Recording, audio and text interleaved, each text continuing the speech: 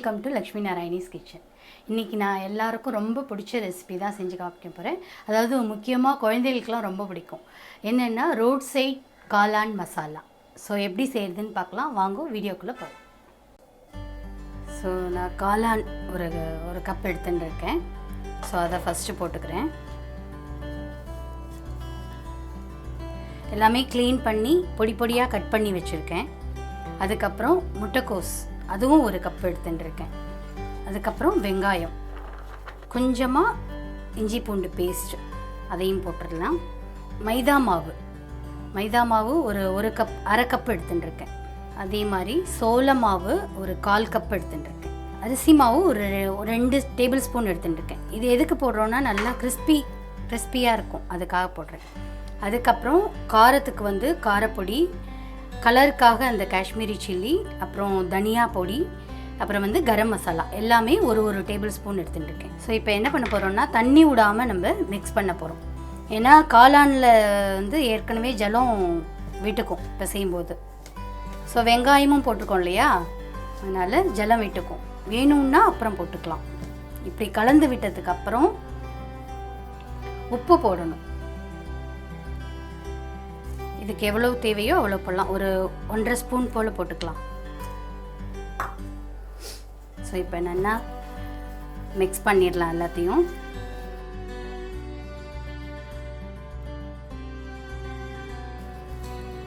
இப்போ கொஞ்சம் கொஞ்சமாக இதில் ஜலம் ஆட் பண்ணி பிசையலாம். நம்ம பக்கோடா போடுவோம் இல்லையா, அந்த பதத்துக்கு இதை பிசைஞ்சு எடுத்துன்னு வந்துக்கலாம்.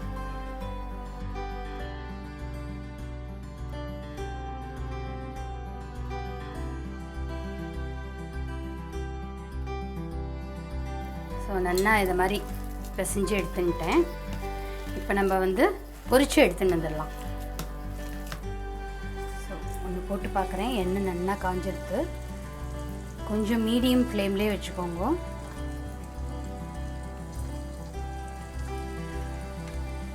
ஸோ இப்போ நம்ம எல்லாத்தையும் நம்ம பக்கோடா போடுவோம் இல்லையா, அது மாதிரி உருட்டி போடாமல் சும்மா அப்படியே எடுத்து அப்படியே போடலாம்.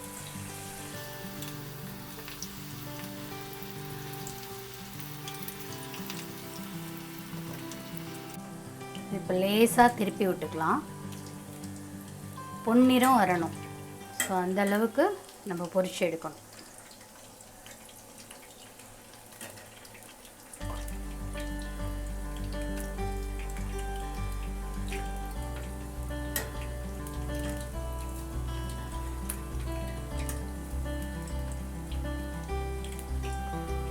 வாசனையே அவ்வளோ சூப்பராக இருக்குது.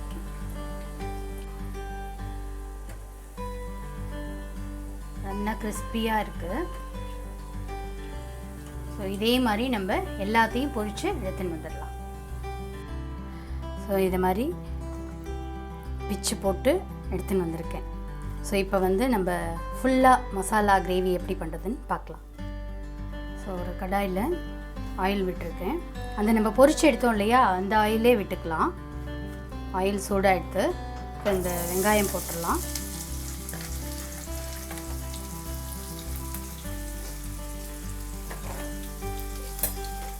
வெங்காயம் போட்டு கொஞ்சம் நல்லா வதக்கிக்கலாம்.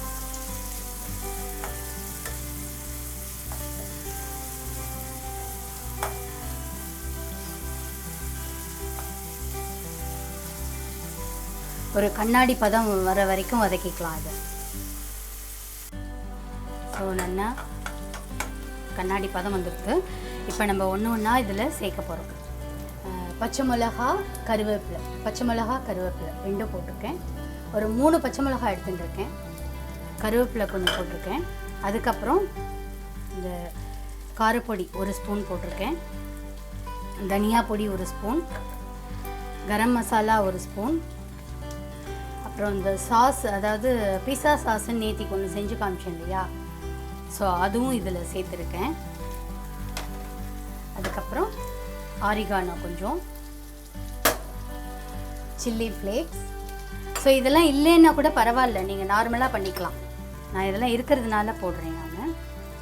அப்புறம் இஞ்சி பூண்டு பேஸ்ட்டு கொஞ்சம், சில்லி சாஸ் கொஞ்சமாக, கொஞ்சமாக சில்லி சாஸ், அப்புறம் சோயா சாஸ் கொஞ்சமாக. ஓகே, ஸோ இதெல்லாம் போட்டாச்சு. இப்போ என்ன பண்ண போகிறோம், உப்பு, இதுக்கு தேவையான உப்பு ஒரு கொஞ்சமாகவே போட்டுக்கோங்க. ஒரு ஸ்பூன் இல்லை 3/4 ஸ்பூன் போட்டுக்கோங்க போதும். போட்டு எல்லாத்தையும் நல்லா ஒரு மிக்ஸ் பண்ணிடலாம். வாசனை சூப்பராக வந்துருக்கு. இந்த பச்சை வாசனை போகிற வரைக்கும் நம்ம கலந்துட்டு இருக்கணும். ஸோ இப்போ என்ன பண்ண போகிறோம்னா ஒரு ஸ்பூன் போல் சோள மாவு எடுத்துட்டுருக்கேன். ஸோ அதில் வந்து கொஞ்சமாக ஜலம் ஆட் பண்ணிவிட்டு கரைக்க போகிறேன். அந்த திக்னஸ் கொடுக்கும் நமக்கு. உங்களுக்கு கிரேவியாக வேணும்னா கிரேவியாக சாப்பிட்டுக்கலாம். இல்லை குழந்தையெல்லாம் அப்படி கொஞ்சம் மிக்ஸ் பண்ணி ட்ரையாக தான் சாப்பிடுவா இல்லையா, ஸோ அதனால் அதுக்கேற்ற மாதிரி நம்ம பண்ணிக்கலாம். ஸோ இந்த அளவுக்கு கரைச்சின்னு வந்துட்டேன். ஸோ இப்போ இதையும் இதில் சேர்க்குறேன். ஸோ இதையும் நல்லா மிக்ஸ் பண்ணுறேன்.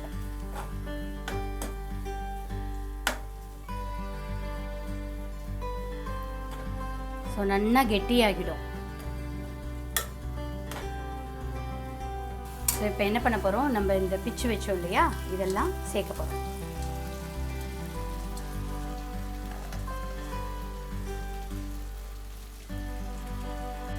இப்போ கொஞ்சம் வேணுங்கிற அளவுக்கு தண்ணி விட்டுக்கலாம். ஸோ எல்லாம் ஒன்றா கலந்துக்கும் நமக்கு.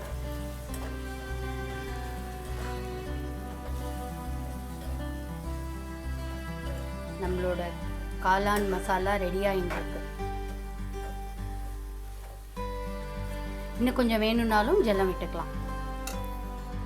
இப்போ என்ன பண்ண போகிறோம், ஒரு 5 மினிட்ஸ் மூடி வைக்கலாம். நம்ம எல்லாத்தையும் நல்லா மிக்ஸ் பண்ணிட்டேன். 5 மினிட்ஸ் மூடி வைப்போம். 5 மினிட்ஸ் கழிச்சு பார்க்கலாம். ஒரு 5 மினிட்ஸ் ஆகிடுத்து. எல்லாமே நல்லா மிக்ஸ் ஆகிடுத்து. வாசனையும் சூப்பராக வந்துட்டுருக்கு.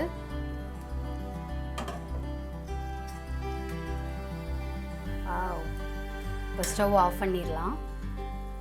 ஸோ இது மேலே இந்த நறுக்கின வெங்காயம் இருக்கு இல்லையா, சர்வ் பண்ணும்போது நீங்கள் என்ன பண்ணணுன்னா இந்த நறுக்கின வெங்காயத்தை இது மேலே இப்படி தூவிட்டு, இந்த கொத்தமல்லி தழை இருக்குது இதையும் இப்படி தூவினா சூப்பராக இருக்கும். இதில் வேணும்னா நீங்கள் அந்த கார்ன் கூட போட்டுக்கலாம். நம்ம சூப்பில் போடுவோம் இல்லையா கார்ன், அது கூட நீங்கள் இதில் ஆட் பண்ணிக்கலாம். ஸோ இப்படி மேலே தூவிட்டு அது கூட போட்டு சாப்பிட்டா நல்லா க்ரன்ச்சியாக இருக்கும். இல்லைன்னா அந்த தட்டை சீடைன்னு ஒன்று இருக்கும், அது கூட போடலாம், சூப்பராக இருக்கும். ஸோ இந்த வீடியோ உங்கள் எல்லாருக்கும் பிடிச்சிருக்குன்னு நினைக்கிறேன். நீங்களும் இதே மாதிரி செஞ்சு ட்ரை பண்ணி பாருங்க. நான் அடுத்த வீடியோவில் சந்திக்கிறேன். தேங்க்யூ.